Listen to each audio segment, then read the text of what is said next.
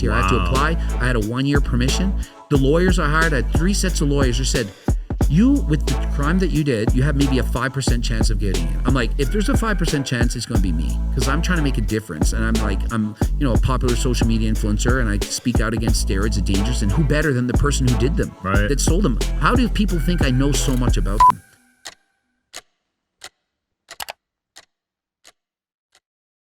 All right, guys, got Greg here out in Vegas, man. You here for a little vacation? 6 days, yeah. A vacation, work a little bit of both. Nice. You going to Flex Lewis's gym out here? I'm hoping to. Yeah, that's definitely on the list to do. Yeah. I've never been. Really? Yeah, shout out to Flex, man. He spoke really highly of you. Told me to say hello. Yeah, that's great. I love Flex. I haven't seen him in a while. He does a show out in the Maritimes where I'm at, the Flex Lewis Classic. So it's been a great show over there. He actually said you're pretty misunderstood. He said you're like the nicest guy.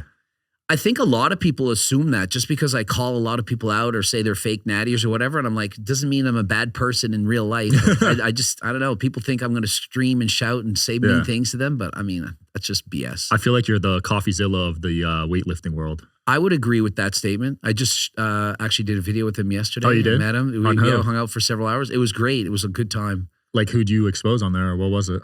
Oh my goodness. He would basically ask me, like, who's the most toxic person? Who would you want to stay with if you had to for a year? Who would you want to avoid? I mean, there was so many names that came up. It's very eye-opening, I'm sure. Interesting. Were you the first person to start doing that natty or not thing? I would say no. I remember Kenny KO doing natty or nots. I also remember Philion doing natty or nots. I think several people were doing them. I just don't think perhaps as much. Even Derek from More Plates, More Dates. Yeah. And I've only done, people think that's all I do. I've done 100 in total. I've done 3,700 videos. Damn. So if you look at it as a percentage, it's like, what, 3% of my content, but that's kind of what I'm known for. It gets the most views, right? I would say a lot of them get a lot of views, but not the most views. Some of my most viewed videos are anti-steroid videos, like where I show the dangers of abusing performance-enhancing drugs. The biggest views I've gotten tend to be on videos like that, where I'll call people out for like the dangers of what they've done to their bodies. Right. Steroids are no joke in the long run, right? No, so dangerous. I just posted a video just yesterday on the dangers for females, like, because I'm like, there's women got to be careful as well. Most of the time I'm talking about steroid use in male, but a lot of women are using them as well. Bikini competitors, just your average person. And so it's kind of like it's a secret down low thing people don't want to talk about. People don't admit to it. It's kind of cool for a man. Guys can get away with it. Like, oh, I'm on test. I'm doing this. I'm doing trend. It's kind of like in 2025, people accept it. But if a woman says she's on steroids, they're like, I don't want to admit that. So most women are lying. So it's like how men were like 10, 15 years ago. I would say so. It's going to take a lot longer before more women come out. And so whenever I see a woman who's open, honest, transparent, saying, hey, I did this, my voice has changed, I'm like, mad respect, because that video can go a long way. So I just highlighted what this woman had said. I posted a video about it. It's getting hundreds of thousands of views. People are listening. I think it's going to make a big difference. Yeah, because their bodies aren't as tough. So the steroids on women must impact them even more. Exactly. Right? For a man, we're putting more of a hormone that we already have. For a woman, if she takes testosterone, she's literally turning into a man. If a woman wants to transition to a man, that's what they give them. Right. And so women are doing this by accident without even realizing that's what's happening. And the thing is, it doesn't happen overnight. Like the first day or two, a week, things are great. Perhaps even a month or two. But if you keep doing it for months, years, that's when you see the changes. Do you think social media has pressured a lot of people to start taking stuff like this? Without question. Social media, the times are harder than any other time I've ever seen. I'm older than most people in the fitness industry. I mean, I'm 49. I'm pushing 50. Now, 50 keys a Turk across the border. But also, I'm getting old. I mean, when I was a teenager, there was no real pressure for a man to have like a six-pack or to have muscles. And women, it was mostly... they had to be skinny. Like, I don't remember girls wanting muscle. But as I got older, now it's like you have the tooth body. Women had to look like teeth, like that Kim Kardashian, like butt implant, and that whole look. Now it's more like muscles, athletic, a small waist, slim, thick. There's so many different looks that people have to go for. Very hard to get when being natural. Yeah, like the Sarah Safari look. Sarah Safari, I've met her, did her body fit. I think she's more attainable natural for a woman, of course, with good genetics. If you don't have good genetics, it's going to be really hard to look for like her. Yeah. But I've seen a lot more physiques, for example, competitive bikini competitors, like at the Miss Olympia level. If you're natural to look like that, you have maybe a 1 in 100,000 chance. Damn. Most of these girls are on steroids, like Anavar, things like that. You serious? It's very, very rare for a normal woman to be able to look like. Hey guys, shout out to today's sponsor, Kinsta. Running an online business is already a challenge. Your website hosting shouldn't make it harder, and I've been there, dealing with slow load times, confusing dashboards, and unreliable support. That's why I switched over to Kinsta, and it's been a game changer for my brand. Since moving to Kinsta, my site loads faster, runs smoother, and I don't have to stress about downtime. Their intuitive dashboard makes managing everything simple, and their 24/7 expert support means I always have real people whenever to help when I need it. Kinsta's built for performance with blazing fast speeds, enterprise-level security, and 37 global data centers to ensure your site reaches audiences quickly. They also handle free migrations, so switching is effortless, and if you ever get a traffic spike, Kinsta automatically scales to keep your site online when it matters most. I'm not the only one who trusts Kinsta. TripAdvisor, NASA, Indeed, and over 120,000 businesses rely on Kinsta for their WordPress hosting. So if you want hosting that works, just make the switch to Kinsta today. Get your first month free. They'll even handle the migration for you. Just visit kinsta.com/DSH to get started. That's KINSTA.com/DSH. A Miss Olympia competitor. The chances are extremely slim. Wow. But there's divisions for all natural, right? Not at the Olympia, which is what I would push for. Now, one thing they've just added in the IFBB is they've added a fitness model category, which is a step down in bikini in the size. Yeah. Because when they first introduced bikini, it was for what I would consider a hot girl, a girl that I would see at the beach. I'm like, oh yeah, I wish my girlfriend looked like that kind of thing. Right. And then every year, the judges kept rewarding bigger girls with more muscle and less body fat. And so at this point, if you win a bikini contest, if you saw that girl on the beach, you'd be like, eat a sandwich, eat a cheeseburger. Like, what's wrong with you? Why are you so lean? They likely don't have their period. They're probably on steroids. They probably have a deep voice. That's what's happened. And so this fit model division, it's giving a chance for the average girl who wants to look good and compete to be able to do it without using steroids. Yeah, dude. For me personally, too much muscle on a woman is a turnoff. Now, I find that if you're more muscular, like the more muscled up you are as a man, the more you can handle as a woman. And so being a competitive bodybuilder, I like muscles on girls. I can respect it. I appreciate it. But I don't need it to the level where you have a deep voice and you have to shave. Like, I don't want to be with a girl that sounds and looks like me. Yeah, that's concerning, man. Hopefully they figure something out, because I feel like it's putting people's lives on the line, right? I think the fit model division is a step in that right direction. I think if the IFB hadn't kicked me out as being a judge for some of the comments I said last year where I'm saying women's bikini is overtly sexual. They have the ponytails on. They're all wearing hair extensions. They're covering their back muscles and they're arching their backs in a thong and wearing stilettos. And it's like, what do you think that looks like? And so with fitness model, I think it's going back to what I was hoping for and being more realistic and being more of an athletic show where you're showing some more of your muscles. You don't have to be so sexual because, like, let's be honest, would you want your mom competing in women's bikini? Like, it's a little bit too much for me. Yeah. Now, I love the bodies. I love the way they look. But I was trying to make a difference and saying, can we not tone it down a little bit? Do we really need to walk to the curtain in the rear and, strut your ass? Like, it's a little bit much. How shocked were you when they kicked you out as a judge? I wasn't shocked at all because they'd already kicked me out as a judge. And they used that as a scapegoat to make it look like that was the reason why. They had already kicked me out because I would outwardly spoken about men's physique, that the guys were getting too big. I need you to make a smaller weight categories for that. And 6 months later, what happened? They added in those categories. They made it so that men's physique had to be smaller, make a certain weight class. I said that women's wellness was too big, that they were giving too much rewards to the women with bigger legs than me, for example. And what happened? They said we're going to tone down those sizes. And I also criticized men's classic physique. I said the weight classes make no sense. They reward too much size for some heights, like 6'1", and not enough size for shorter guys like 5'11" or my height. And so my weight cap, it went up 7 pounds. Urs Kalasensky went up 7 pounds, and C-Bums was about the same. And so they listened to me yet again. And so they had already kicked me out of judging. But then when I made those comments, they then announced, oh, we're getting rid of Coach Greg because he said this and said that. They had already kicked me out. Yeah. So this is what the IFBB can do. And so if anyone is a person that represents, I think, the IFBB, the athletes, and tries to speak out on their behalf to help the sport, I think I'm that person.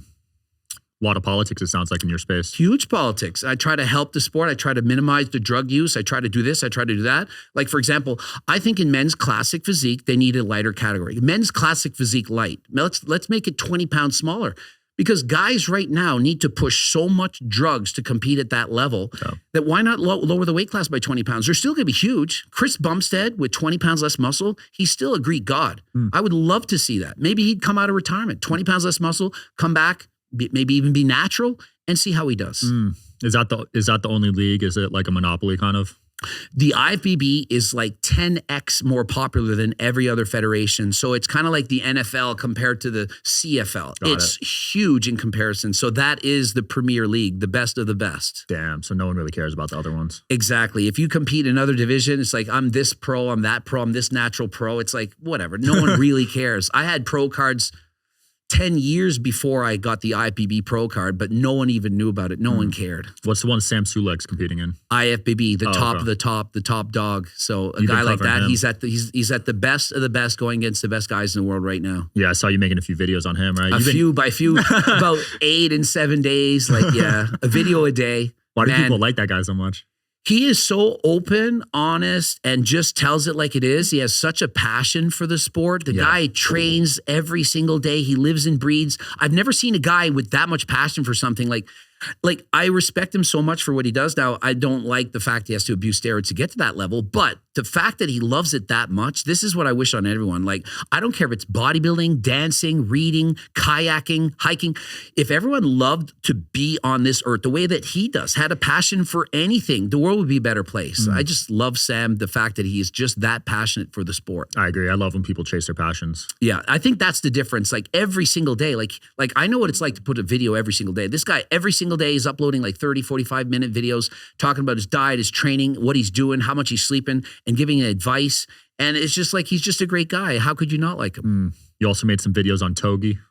Toby, I would say about the opposite of what I just said for Sam. Here's a guy that abused performance-enhancing drugs to get famous and popular.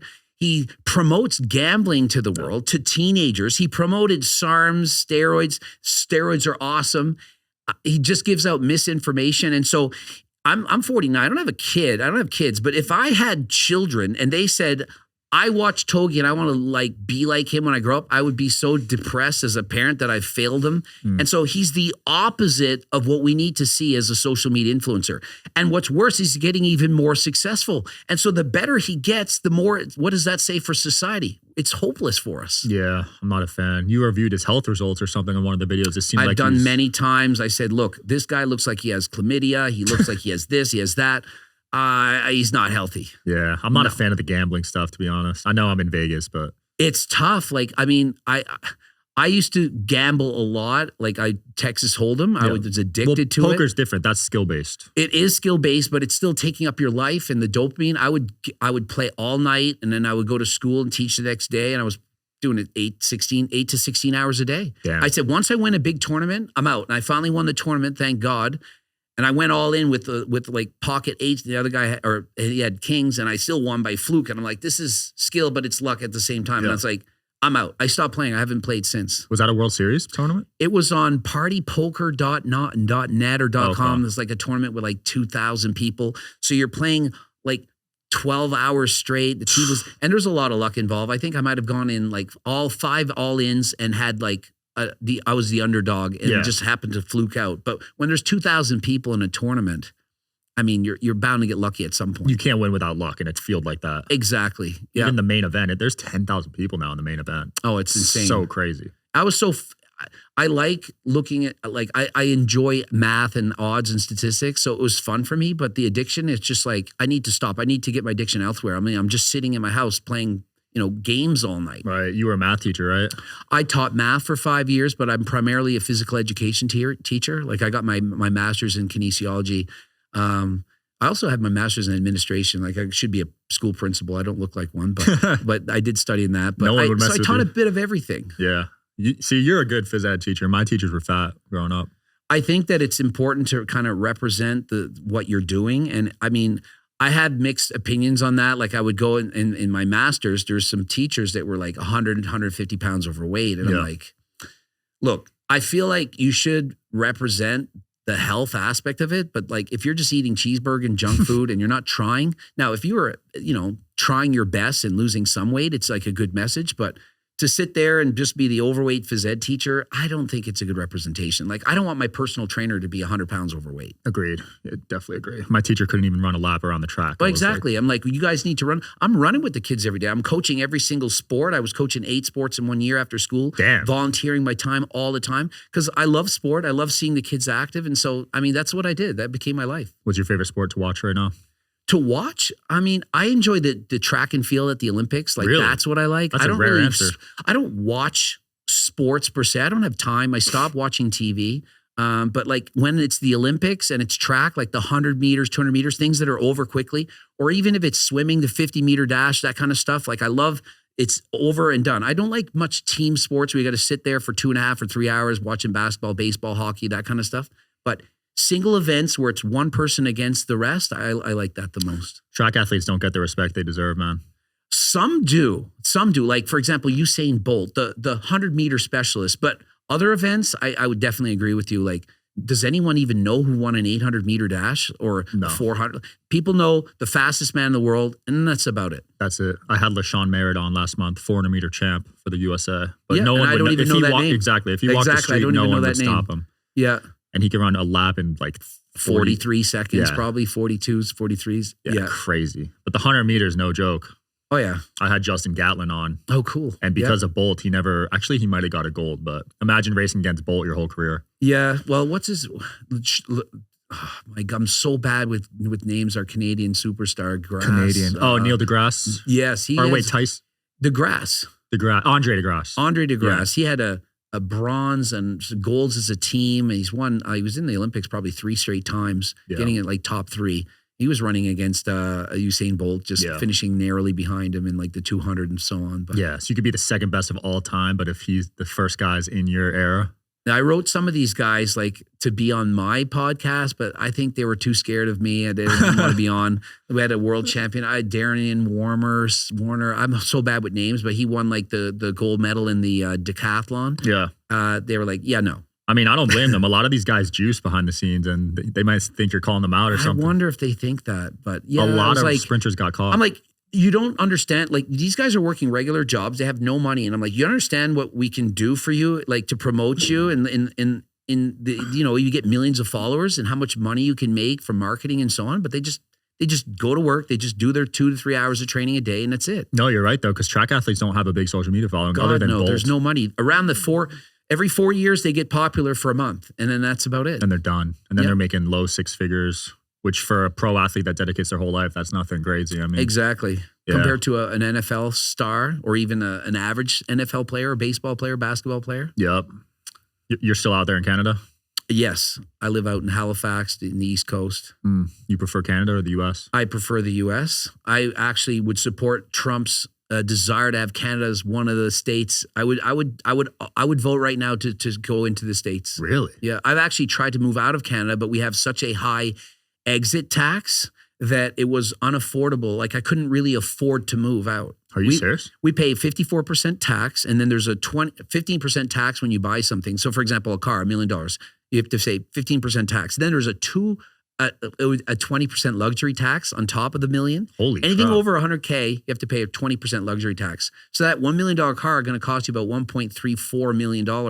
And with a 54% tax, I'd have to make over $2.5 million just to be able to afford that one car. Holy crap. That's the tax that we have in Canada. It's the highest in the world. Not many people know that. I did not know that. We have free healthcare. Free healthcare means if you need a surgery, you wait for months and or years to get it. Or if you need I've been waiting to look at my tricep and I had a surgery. It's months after it's supposed to happen. And so it costs a fortune, but you don't really get it. And I'm like, if we could have private healthcare, I'd gladly pay for it. And that's what needs to be talked about more, because we got Democrats in America saying they want free healthcare, but they don't know about this. Yeah, once it's free, then everyone finds a way to charge way more. Like if a surgery costs, like say $1,000, they'll find a way to charge you $20,000, and then you have to have the insurance and whatnot, and then the wait lists are so long. They put you on a wait list, and then you die off before you get the surgery. Damn. It's horrible. It doesn't work. You confident in the new leadership, or you think it will just be the same thing over? I'm not confident in anything. I think it can't get worse, but I'm not confident. Yeah. We're at trade war right now, man. Yeah, I Canada see and the that. US. Everyone's putting tariffs back and forth. I don't even understand what's going on behind the scenes. There's reasons for everything. Yeah. Is it because there's some fentanyl crisis going on I have no idea. I see something and I'm like, I don't know. I don't have enough time to really dig deep into, what's going on behind the scenes, but I feel for you guys. I've had some guests from Canada and they said they can't speak their mind on social media or else they'll get in trouble. I'm like, damn, that sucks. Yeah, like if you get shadow banned on Instagram for saying too much, like I had a shadow ban. I was talking about testosterone, HRT, and then all of a sudden no one's looking at my page for 3 months and then all of a sudden it's back. And so, yeah, it's happened a few times. Are peptides banned in Canada? Peptides it's like a legal loophole. You can use peptides and or SARMs. It's not banned. And even steroids are legal in Canada. A lot of people don't know that. Like you can literally sit there with 6 bottles of testosterone and wave at a police officer and it's legal because he probably has it too. Wow. Like it's legal. It's not legal to sell it though. But how do you think people are getting it? If you're legal to have it, but it's not legal to sell it. So if you have it, somebody literally had to have sold it to you. So it's kind of like, okay, what's actually going on? Yeah. So they don't really care that much. That's why I think being in Canada, I'm able to make a lot of the videos that I've made, being open, honest, transparent about what I've taken various cycles because it's legal. Like in the States, I understand why a lot of people lie. Like it's literally illegal. Right. Like, am I going to go on and make a YouTube video and say, I did this drug and that drug if it's illegal in my country? But if I say, hey, I use steroids, well, it's not illegal. So it's not that big a deal.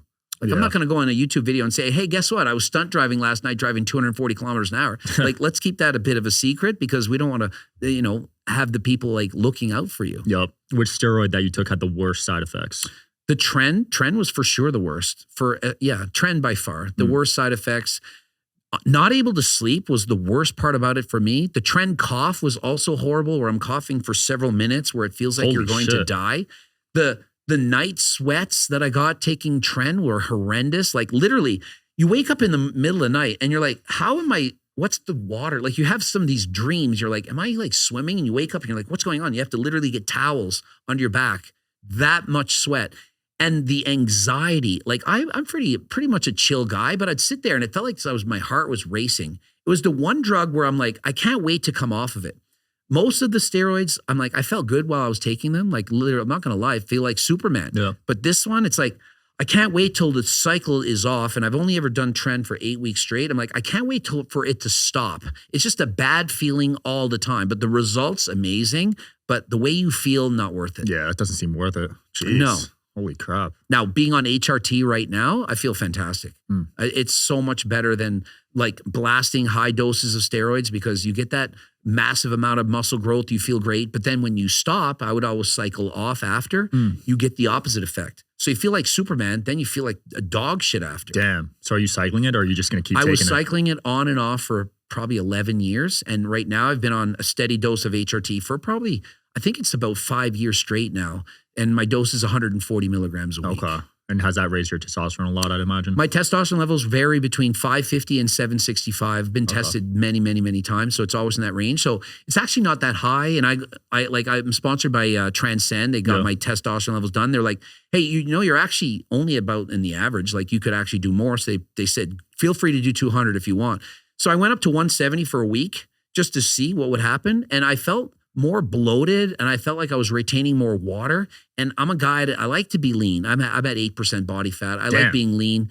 I also race bicycles. So the heavier my weight is when I bike, it slows me down on the bike. So I'm actually a bike rider who lifts weights more because I ride my bike 7 days a week and I lift weights twice, maybe 3 times a week. Oh, wow. And so with the extra testosterone, I was getting more puffy and I didn't like it. I like looking lean. So I brought the dose back down to 140. Yeah, 550 testosterone is way lower than I thought you'd be actually. It's not that high. I was like, because I'm on 140, but I first started at 100. The doctor put me on that like maybe 8 years ago, a long time ago. Then I went to 120 and then 140. So I keep bumping up by 20 milligrams each time. And each bump, I noticed it immediately. Like sex drive a little bit higher, a little bit more muscle, stronger. And so when people take testosterone, they're like, yeah, what are you doing? 100 milligrams, 200, 300? Oh, I'm on 500. I think I'll do 1,000 next time. I'm like, I noticed 20 more.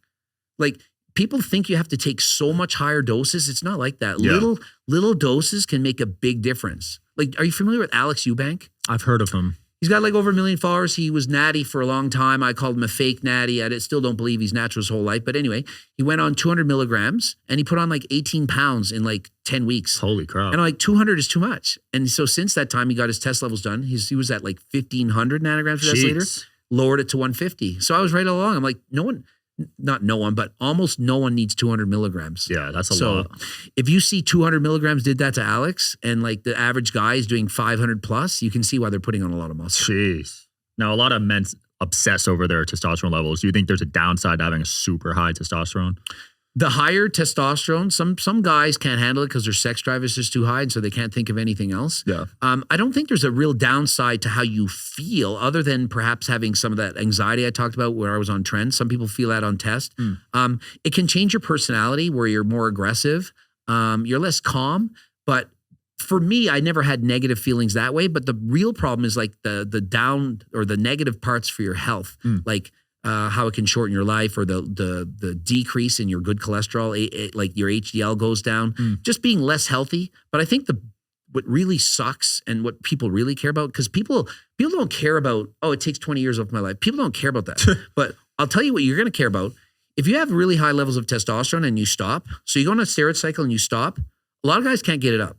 Do you know how many calls I've had? Like I do phone consults even to this day. And I would say 50% of them involve libido issues from coming off steroids. When they're off steroids, you can't get a hard on. You're not excited. And the problems you have, it sucks. Like losing your libido, like not being able to get an erection as a man, like that's one of the most important things in your life. Yeah. And if you lose that ability, and some people are like, I can't get up ever, even with, for example, Cialis or Viagra. And I'm like, man, it's like you do your best to try to help them, but oftentimes people just can't do it, or they can't get hard enough, long enough to continue to have sex. And so one of the worst things to worry about when doing steroids is what happens when you come off and you can't have sex. Jeez. Like, I mean, think of it. People are using steroids just to have the body to get laid in the first place. But you do really high doses and you feel amazing. You want to have sex 3 times a day. Then you stop and you're like, I can barely have sex once a week. Wow. And that's a legit problem. That's not good. Did that happen to you? I had a very difficult time. I had to use Cialis for a while. I probably went from wanting to have sex like 3 times a day to maybe once or twice a week. Damn. So it's very significantly down. And then in your head, you're like, is it going to work? And then once that starts happening, you can actually get some confidence issues. And then you're like, I'm worried about it now. So yeah, it is a problem. Jeez. Were you able to get that fixed, or was it irreversible? I was, but I had him on HRT. Now, without HRT, I definitely would have issues. There's no way I would be normal. That's crazy. Yeah. People don't know about this when they take roids. No. I mean, I went off HRT. I was doing steroids and I stopped, and then I went and got my blood work back, and I had 47 nanograms per deciliter. And the doctor's like, I don't know what to do. I'm like, well, I probably need HRT. He didn't want to prescribe it. So he sent me to an endocrinologist, an expert in hormones, measured my testicle size and all this stuff, did another test, and I was at 49. He's like, I don't want to prescribe you testosterone, but I think that the negatives of not doing it are worse than the positives. In Canada, it's very hard to get HRT. In the States, they just give it like candy. It's like nothing. You go to any HRT clinic, they're going to prescribe it. But for me, very difficult to get. He didn't want to prescribe it, but yet he did. And he started me at 100. And he was like, I only want your testosterone levels to be at like 16 to 18. And that's on the Canadian scale. You have to multiply by like 27. So maybe it's like 400 or so, somewhere like that. Just some quick math in 400s. And I was like, I want to be at the top. I want like 800 nanograms per deciliter. No, I won't prescribe it. If you come back and your testosterone levels are at 20, like 3 or so, I'm lowering your dose. And I'm like, oh, well, that sucks. So I was at 100 milligrams for a while. Then the endocrinologist, I stopped seeing him, saw my own doctor. I'm like, I think I could do better with a higher dose. And we tried 120 and I felt better. And he's like, okay. So that's like a reasonable doctor. Like if I raise the dose a little bit, 20%, and you feel better, well, let's do that. So long as your cholesterol makes sense and so on. And so that's where I ended up at the 140. Yeah, that's reasonable because you see a lot of clinics just throwing out absurd numbers, right? Yeah, like when Alex Eubank was at 200 and he just showed up and he was at 350 nanograms per deciliter, but his test before that, he was at 922, I think. I'm like, does he really need HRT? He's 25 years old. He was at 920. Now it's 350. Maybe test him again. Yeah. Maybe a couple days later, a week later, and see. Maybe it'll be back to 500. That's so young to be on HRT. Yeah. Jeez, and once you 25. start like at 200, it's hard to go off. Like if he ever goes off, he might experience erectile difficulty. He'll probably lose most of the muscle he put on. And then it's not just physically addictive, but psychologically addictive. Like you mentally look at your body and you're like, where's all my muscle gone? I don't like how I look. Like Alex Eubank cares so much about how people perceive him. Like, why would he have gone on HRT in the first place? He wanted to be lean and jacked. Right. And so if he goes off and he's like, hey, I'm, a year from now, I regret being on HRT. Well, if he stops, he's going to lose 10 or 15 pounds of muscle. And is he now going to like his body at 175 pounds when he was at one point 190? Yeah. Yeah. I saw you on Thurston's podcast. You were saying you were natty in your 20s, right? All my 20s and teens. I competed 42 times natural.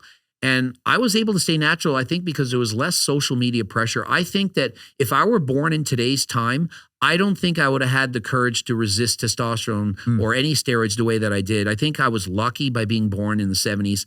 And I competed, and I was basically competing against myself. I didn't see photos of other guys that competed against. You just showed up on that day, and you didn't really have that much pressure. I remember my first nationals. I thought, I've won provincials, I've won Atlantics, I look pretty good. I'm going to show up to the nationals. I'll probably be just as big as the big guys. I was 140 something, and the winner was 208. Damn. I was like, what the hell? He won second place in open men's bodybuilding. So here's a heavyweight bodybuilder in open men. He's only like 20. And he's like, this guy is like, he's almost as big as when I was a pro. And he's a kid, but obviously not natural. So I had no idea. I was like, what? People can look like this at this age? I was not exposed to this. Yeah. So I was lucky. I didn't have that pressure because it wasn't like social media. I didn't have the Instagram to look at. I had the guys at my gym. I was the biggest guy, the strongest guy as a kid. And I'm like, no pressure. So it was easy for me to stay natural. But eventually you caved in. Eventually, when my gains stopped, like I was so motivated by improvements. Like every year I kind of gained like 3 pounds of muscle, 3 here, 3 there. I was doing triathlons at the time. I did 13 years of competitive triathlons, and I was bodybuilding at the same time. And so my gains weren't that fast. I was gaining like 3 pounds of muscle a year. But then I stopped doing the triathlons, and then I was like, oh, now I've gained 5 pounds because I wasn't doing any cardio really, stopped doing all that stuff. And so I kept gaining more and more muscle. But once I hit into my early 30s, I was like gaining like 1 pound in a year. I'm training perfectly. Damn. And I'm like, well, that's it. And I won the Canadian National Drug Tested Championships. Didn't get a pro card. They didn't get pro cards for that back then. They do now.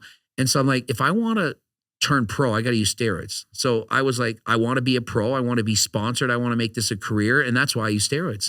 Looking back, would you have done the same decision? No, I would. Obviously, I have regrets now. And it wasn't only until the last few years where I started having regrets, but it's only because I became old enough that I could reflect and think, well, why did I do that? Why did I need that? Why did I need that glory and that fame? But then I compare it to, how much do I want to be on this earth? And when you get older and you do some more reading, you reflect, you're thinking, it's not that important. It felt important at the time. Like when you're 30 years old, you think, oh, the abs matters a lot. Right. You're like, oh, I don't really look good. I don't have a six pack. But then think of yourself 20 years from now or 50 years from now. You would pay $1 million to look the way you did at 30 when you're unhappy. The worst you look, like me at 49, I feel pretty good. But let's add a bad day, I'm feeling kind of like sloppy. Imagine when I'm 80, I'm going to look back into this and I would trade in a heartbeat. And so why not be happy with how you look now? Because 25 years from now, you're going to look back and be like, man, I looked fine back then. I should have been super happy. That's good advice just in general. A lot of people think their problems are so big in the moment. Absolutely. We are so consumed with our thoughts right now, but we don't think about it in the long term. And as a 20-year-old, 30-year-old, you're just not able to think about your life that long. And imagine if I'm 70 years old and the doctor says, you know what, those 10 years of steroids, it did this to your heart and you got 6 months to live now. Well, if you hadn't have done it, you probably lived to be 90. Like my grandparents and stuff lived into their 90s. I have good genetics for that. But imagine I took 20 years off of my life to look good for like what? For a pro bodybuilding show, to flex on stage. Was it worth it? And there's no way. Like to take back 20 years of your life or even 2 years. It's not worth it. And so a lot of people are thinking, no, it's worth it right now, but it's because you're a kid. Like your brain isn't even done developing until you're 25. No. You can't understand what it's like till you're older. And so what people should do is they should listen to someone like me, because trust me, I used the steroids. I was natural for a long time. I wanted just as bad as all these guys. And so I was once you, like the Trend Twins. I was once the Trend Twins. They're powerlifting, they're bodybuilding, they want to be pro. I did all of that. But eventually you're going to be like, shit, I fucked up. I shouldn't have done that. And it's not going to happen now. And so I'm not going to judge. It's like, do this and do that. I'm just going to give you the advice. I think you should stop taking steroids or at least lower the doses, whatever. They're not ready for it now, but maybe in 5 years when I say it again and they have maybe another problem, maybe another pec tear or what have you, then they'll be like, you know what? Greg actually cared. Like, even though at the time it felt like I was bullying and saying, you know, Sam Sulik shouldn't use steroids, should do that. he actually cares. He wants people to be healthy, but they're not ready for it. But if I keep saying it year after year, it's going to affect them. And I think that other people that are living vicariously through these fans, like Sam Sulik's perhaps 4 or 5 million followers, they might hear me make these videos and they're like, you know what? That message makes sense. I'm going to avoid using steroids because what he says does make sense. And who better to say it than somebody who used to be addicted to steroids? Right. Have people you criticized years ago reached out to you later on, like, thank you for that advice back in the day?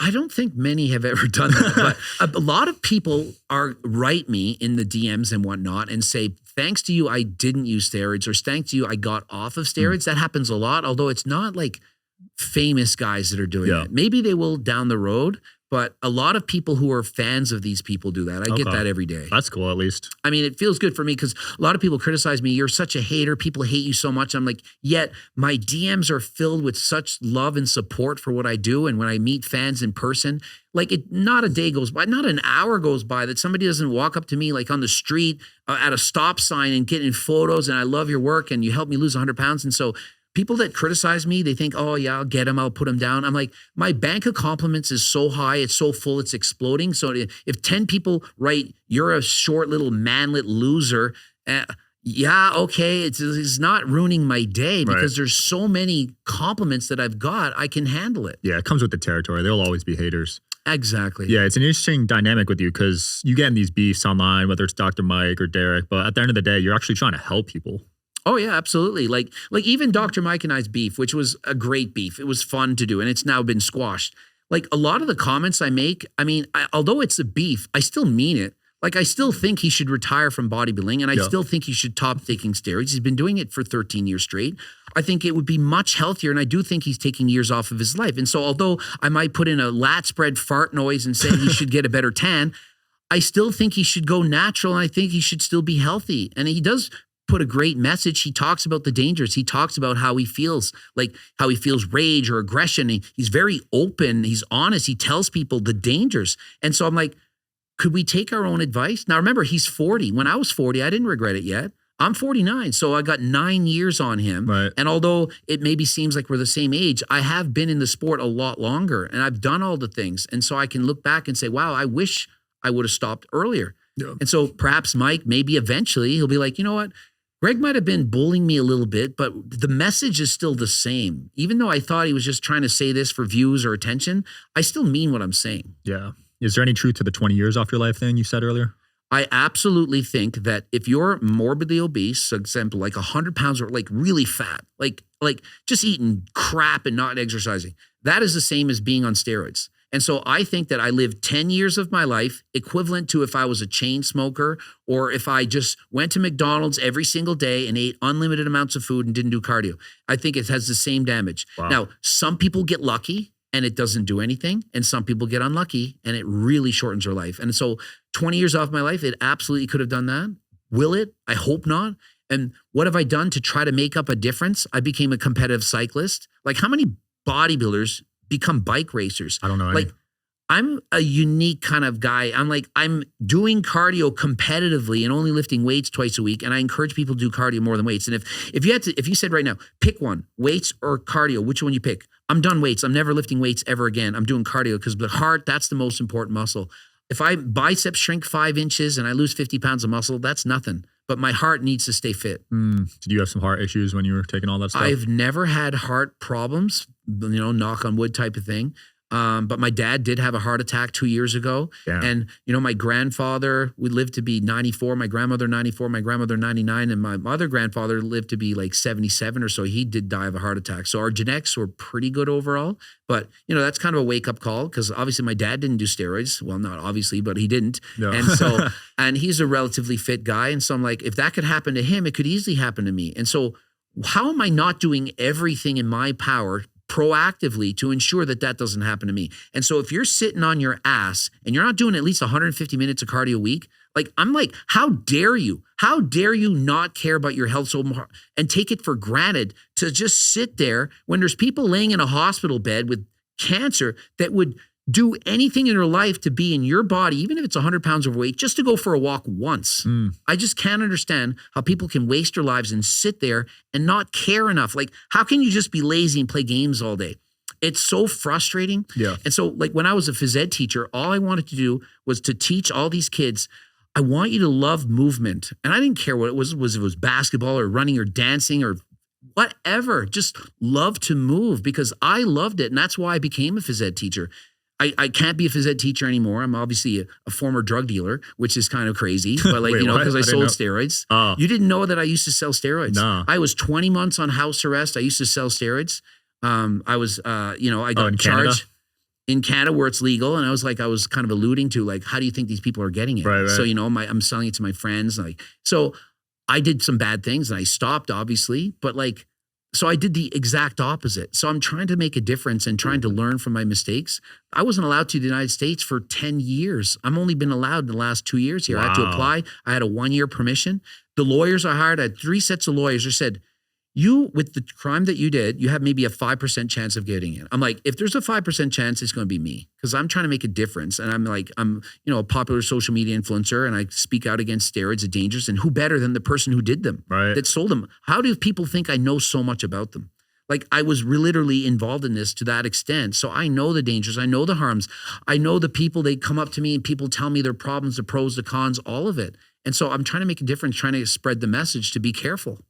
How common do you think pro athletes are using it? Not even just bodybuilders and weightlifters, just like NBA, NFL. I think less common than most people think. I think most people think that every superstar is on steroids. Like for example, LeBron James or Lionel Messi or any soccer star. I'm like, I don't think so.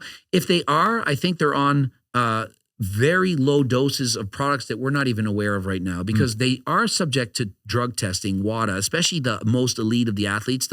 They're on an athlete locator form. So they have to like be ready. Like I'm learning Spanish. Yeah. I have a tutor from Colombia. Her brother is a famous cyclist. I won't say his name, but they showed up his door like not too long ago at 6:30 in the morning to drug test him. He's like, he can't do drugs because they'll know where he is. Now he's from Colombia. And in other countries, they're allowed 3 chances to not show up. So if you're not there, but if you miss 3 times, it's an automatic fail. So some of these guys are cheating. They don't show up the first time, the second time, but you can't get away with it all the time. Yeah. It's harder to get away with using drugs than it used to be, like Lance Armstrong and the doping scandal that used to be on. It was a lot harder then. I still think that people are using certain compounds. Like it's a lot harder to detect, for example, IGF-1, peptides and things like that. But people aren't just doing test and trend, for example, as professional athletes, but maybe doing some IGF or peptides. I do think that some of them are doing that perhaps in their off seasons when they're not getting drug tested. Yeah. But I don't think that's the difference between like a Conor McGregor or Conor McGregor is on steroids, but Conor McDavid, I was trying to say, the hockey player, and just like the other hockey players. Okay. I had Colby Covington on last week and he was saying there's some new stuff where, I don't know, allegedly that they mask it and, you know, fighters are on, I don't know. Now, masking agents, for example, diuretics, they say, oh, you can't use diuretics, it's a masking agent, but like they test for the diuretics. So if you're using diuretics, you're going to get caught, you know, with the diuretic itself. I'm not familiar with the highest up of, you know, excessive drug testing that could be done or what the millionaires of the world are doing. I'm not an expert on how to beat a drug test using compounds that have never been discovered at this point. Yeah. I'm sure there's some, but eventually they're going to get caught. I mean, they do, in fact, save urine samples and whatnot for years, and they test them later on. And so, I mean, if somebody could get away with cheating right now, well, if they retest them later on, they'll find something. But, you know, they're still catching people doing certain things. And so I do think they're mostly clean. Yeah. Did you cover the Ryan Garcia incident? I did. I made several videos about that. What was your opinion on that? Going back to that, I said he's definitely took Ostarine. I believe it was Ostarine. And he was saying there's no way I would do that. And the way he was posting, I was like, you're a dick. I was like, I can't believe he's saying that. I can't remember if he made a response video to what I was saying, but I got a lot of hate for the videos I was saying because he has a very immense fan base that really supported him. I'm like, bro, just used Ostarine. Now, did he knowingly use it? I don't know, but there's no way I think that that somebody spiked his urine sample with Ostarine to fail the drug test. I'm like, no. How common is that when they take these supplements over the counter and it's laced with like Ostarine or whatever? It's somewhat common. It does happen, but I think that more likely than not, these guys are taking it and blaming it on the substance that they took. Like, I didn't knowingly take Ostarine, yet you were 4 pounds over your weight class. You couldn't even make weight, and you did this. And it's like, I don't believe that. I think that maybe they just have that as a cover up. Right. Because he never missed weight prior to that. So that was weird. Yeah, very sus. Like, so you always make weight and now you suddenly aren't making your weight and you're bigger and stronger and you won this fight because you perhaps had an advantage from taking that. Won it convincingly too. Just Yeah. someone he lost to in the past. So it was interesting. It was very sus, and I was all over that. I made 2 or 3 videos. They didn't get a lot of views, however, but I was very confidently thinking, yeah, you cheated. I got a list of 8 names here. I'd love to get your opinion to see if they're on steroids. Okay. Yeah. Bradley Hopefully I know Martyn. who they are. Bradley 100% is on steroids, and he admits to it. Oh, he does? And he also says he's 260, and he's not 260. And what else? He is not as lean as he likes. I think he has body dysmorphia. I think that he's not confident with his appearance. I think that he's very insecure over his hairline. I think that he looks overly confident. He has the big, 6'2" physique. I think he's excessively athletic, very strong, but also not confident within himself. I think that he is just like a slave to social media and having to live up to how people have always thought of him. Like the first time I ever saw this man, he jumped out of a pool and I was like, how is this possible? I was so impressed. This is years ago. And I think that video brought him to fame. But I think he has to keep living as that former Bradley Martyn. I don't think he can handle, like, say, being off steroids, being 100% natural, and not having that crazy looking physique. I could see that. Pressure is strong. Yeah. Have you met him yet? I have. I did a podcast with him. Oh, you did? It was great. Yeah, I like it. Wow, I love how honest you are. off camera with him. He's You were great. just roasting I love him, meeting too. I mean, I just tell you guys what I think. It's Yeah. roasting, but at the same time, I also said he has amazing athletic ability, and I was like, he looks amazing, but I think that he feels pressure to keep like that, just like The Rock. Yeah. The Rock, he's always looked amazing. The Rock, I think, is on more steroids than ever, and I don't think he dares to come off. Like, do you think The Rock's natural? Do you Hell think there's no. any chance? There's no way. I think he keeps doing bigger and bigger doses to keep like, I'm going to be in the best shape ever at 50 something. Really? And so I think The Rock has also body dysmorphia, and I don't think he can handle looking normal. I think if The Rock woke up and was my size, he would just like be like, I can't go outside. Yeah. Like, I think he has so much pressure put on himself to be The Rock, even though he's got 500 million followers, that he can't handle it. He needs steroids. Yeah. And you take offense when people lie about it, right? I hate that. Even not just lying about it, but I'm also taking offense that The Rock doesn't say, look, guys, and not maybe say how much he's on, but I'm not Natty. I'm on HRT. It's probably prescribed by my doctor. I'm not breaking any laws. Right. But like when you see this physique and whatever Black Adam, it ain't natural. Don't think you can look like me. I think he owes it to us as a social media influencer, as a one of the world's most famous celebrities, to say, I am not natural, and you guys should know that because you should not expect to look like me, because he's quick to show him in the gym, hardest worker in the room at 4:30. Yeah, you're able to train at 4:30 because you're probably on some kind of stimulant and you're on testosterone, gives you more energy. You don't need as much sleep because you're on this peptide and this growth hormone and this IGF and this BPC to heal your injuries. Yeah. Yeah. I wish people were just more open. I think The Rock is one of the biggest influencers in the world that needs to come out and admit to being on stuff, PDs and whatever, that could be a paradigm shift in thinking to make the world realize, wait a minute, all my celebrities are probably on steroids. Yeah. I mean, almost all the WWE stars, right? So I would say 95% would be. I would also say 95% of action heroes that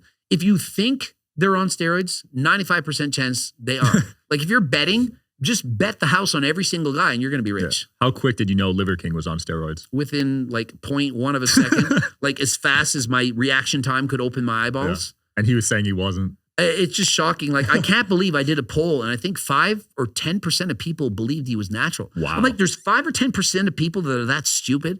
Those like were even his Michael Hearn, customers. 5% of people believe that Michael Hearn is natural. I'm like, how can you be that dumb? Like, can I find these 5% and like bet millions of dollars with them? And then I'll say like, Mike, look, take a drug test. I'll give you $100 million and I'll split it with you. And we're going to bet with all these 5% of idiots that you're not, and we're going to just show it. That's actually smart. There's Like- sites you could probably arrange that on. I would love it. 'Cause there's no way Mike's natural. Like, I mean, are you serious? Like, there's less. No, it's probably equal to the Liver King, equal to The Rock. The Rock, Yeah. Liver, they're all at the same level of not even 1 in a quintillion, which is my favorite number, chance that this guy's natural. I Has he just done don't a think it's possible. test or no? He's never, ever honored a test or I've called him out. Just do a blood work test. He's gotten his blood work done, but he just doesn't post it. Oh, so he's not natural. Because if he was natural, he would have posted it's so easy. Just post something. Yes, so easy. Even if I were him, I'd be like, okay, you know what I'm going to do? I'm going to go off gear for like 3 months and I'll do the blood work and I'll pass it and I'll post that test and I'll go on right after the test and say, see, Greg, I proved it. I would at least do that. Yeah. Like if I was trying to prove it, in the last 20 years, you couldn't have taken blood work once when you're natural because he hasn't been natural once in 20 years. I mean, he's probably scared to see the results too. I would say he looks at the results and realizes, okay, maybe I can't go on trend that long. He probably cycles on and off depending on the roles that he's in for movies and so on. Yeah. And there's no way I believe it's just HRT either. Yeah. What about RFK Jr.? RFK Jr., that's that. Oh, yeah, I did an Natty or not on him. So he's on bioidentical testosterone, his words, which is a fancy word of saying he's on HRT. Bioidentical means nothing. Testosterone is testosterone. And so he is openly, admittedly taking testosterone. I think it's higher doses than me. And I think because he's old. He's like 70s, I think. 67, I think, is his age. And he's got that proper tan. I've seen him with the flexing and doing the push-ups. He is very strong. I'm against a lot of the things he says in terms of the nutrition of the United States, like thinking that, if we get rid of dyes and we do this and do that, that it's going to save seed oils. Yeah, like he's one of those guys. But I think he's also on peptides. I don't think he admits he's probably on growth hormone. And so he's admitted to being on HRT, but he doesn't want people to know it's testosterone. He wants to call it bioidentical hormones, which is like a catchphrase to just say, it's test, but it's not the test that you're thinking because I don't want anyone to think it's steroids. He's on steroids, 100%. Yeah, I figured at his age, looking that strong, it had to be. Yeah. Jake Paul. Jake Paul, I think, is not Natty. Not Natty. Not Natty as well. Okay. What about his brother, Logan? I think both not Natty. Yeah, they put on a lot of muscle, both of them. And I mean, they have the kind of money and the funds to be at the highest level to get the proper testing, to get the peptides that they need. And so when you say, are you on steroids? It's like most of the fake natties, if they really want to be fake, are going to be on very low doses of testosterone. For example, my dose. If I showed you my testosterone levels and said, look, I'm natural, it's 550 to 765, you're going to say yes. Yeah. But do I look natural? I'm on HRT, admittedly. My testosterone levels are in the normal range. Doesn't mean I'm natural. But if I want to fool it, I would take no testosterone at all.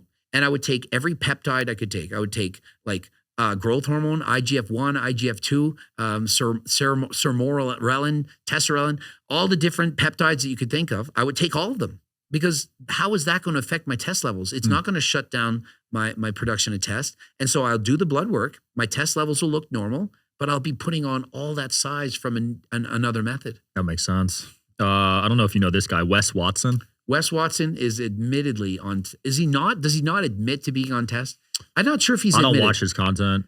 So Wes Watson is not just on test; he's on high doses of test, and I would say trend, and I would say everything. And I think that is probably likely one of the cause. I would speculate that if he was not on testosterone, he wouldn't have kicked that guy in the face on the ground in that assault that he did in the gym. And I do believe he'll go to jail.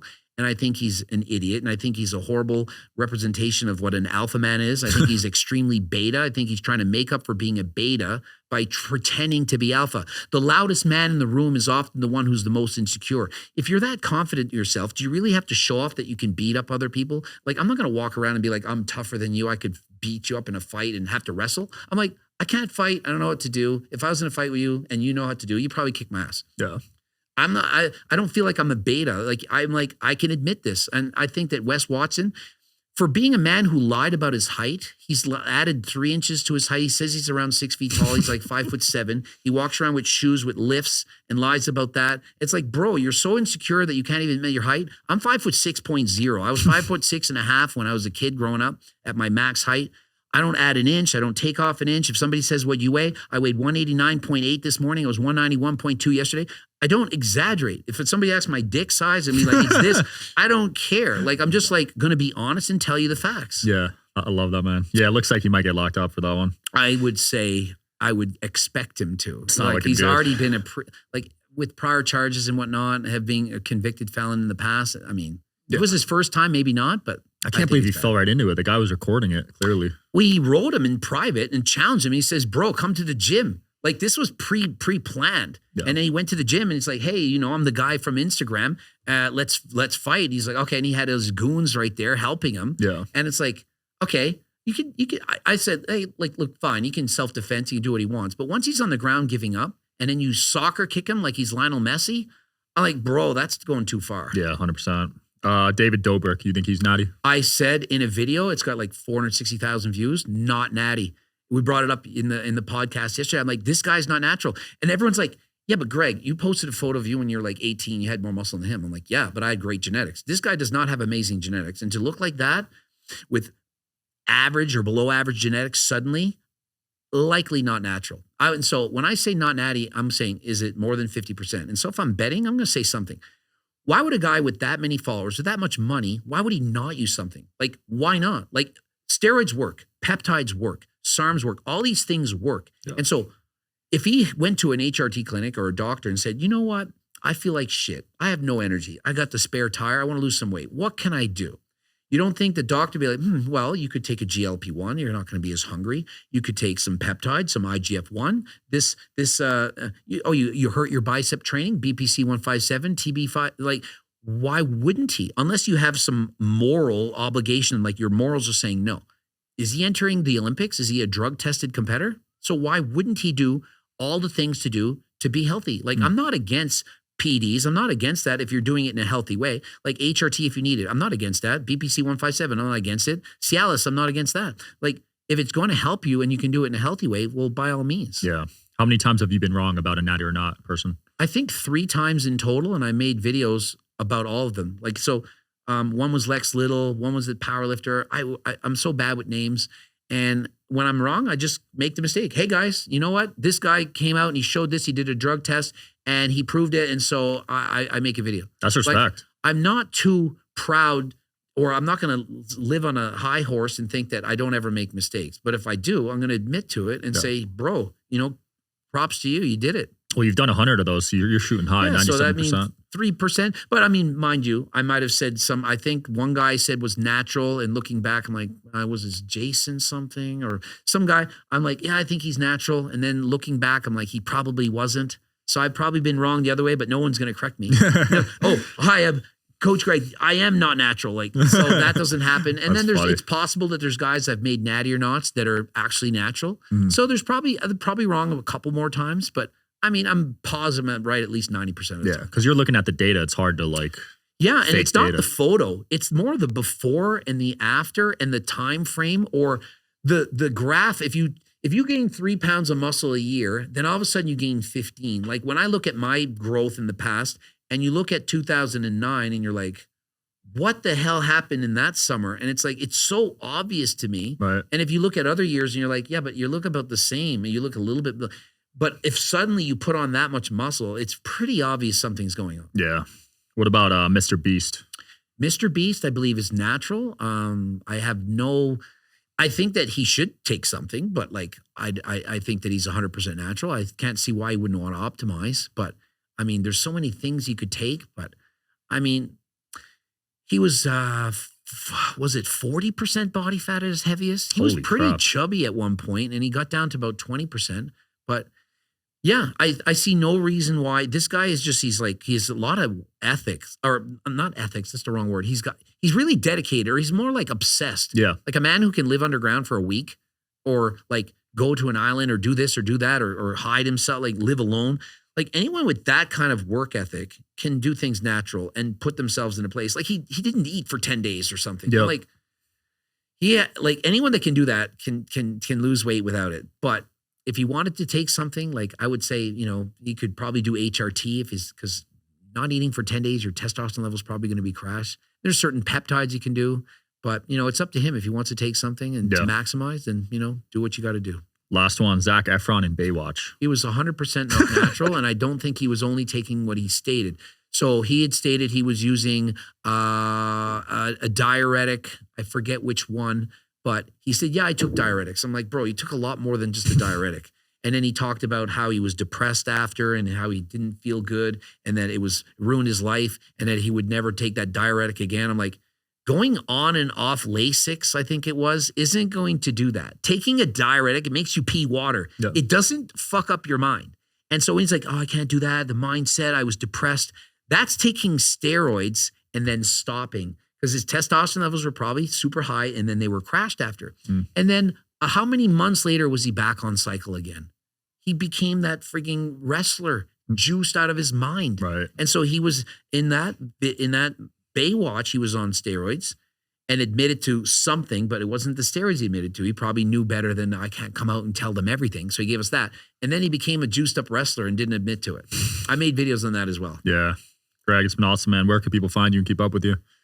On YouTube, that's my main spot. I post every single day, just Greg Doucette or Coach Greg. Also on Instagram.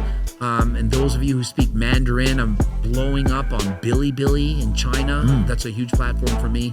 And also on Snapchat. And so just type Coach Greg or Greg Doucette and check me out there. All right. Check them out, guys. Thanks for coming on. Thank you. Yep. See you guys next time.